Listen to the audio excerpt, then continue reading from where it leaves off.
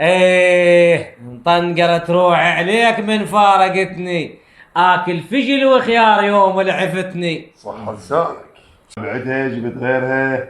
اخويا السيارة ما بيحها، تدري ليش؟ إيه اولا والله. السوق معلق، اثنين ما عندك ماله. مم. خلينا على هاي والله سيدي العظيم. أخوي سيدي محمد، ابوي جيب لنا ميه. تعال تعال كل شيء ما اريد. حط الماء ولا حطه وسوي جيب لنا شاي. اقعد عمي، شاي ما اريد، هسه شربت وجيت. اقعد اقعد اقول لك هذا ابنك السطر امتى تعرسه؟ عرسه خلينا نفرح بيه ناكل لنا لحمه.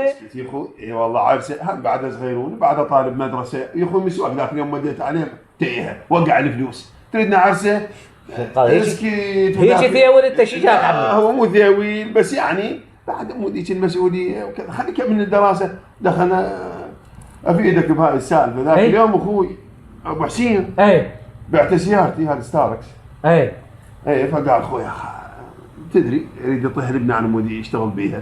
فقلت له عم اداور لك اياها على الاقل اخوي جاهزه وما ادري شنو هالسوالف. خوش ونروح ونلقى شنو هاي المشاكل مال هاي. زوجه والله بسري وحي. زوجه ما اي خلنا زوجك ما اعطوناني طيب. وخلنا نشوف عرسك وخلنا نشوف بروخك وتبدا المشاكل. والله وحده من عندي شنو قاعدين الساعه 11 الظهر يا شنو الا طلبوني. والله انا بعدني لسه ما شبعانه نوم. ترضى فعلا هاي المحاكم فعلا بيها مشاكل وطلايب، هاي كلها بسبب الزواج المبكر. بس عمي انا اوصيك وصيه. اي والله وهاي اريدك هنا تحطها ترشيه باذنك.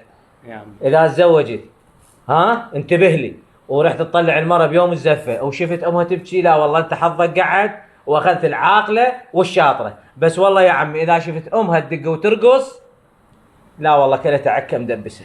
راح لعاب حلقك. اي والله على هالوصيه.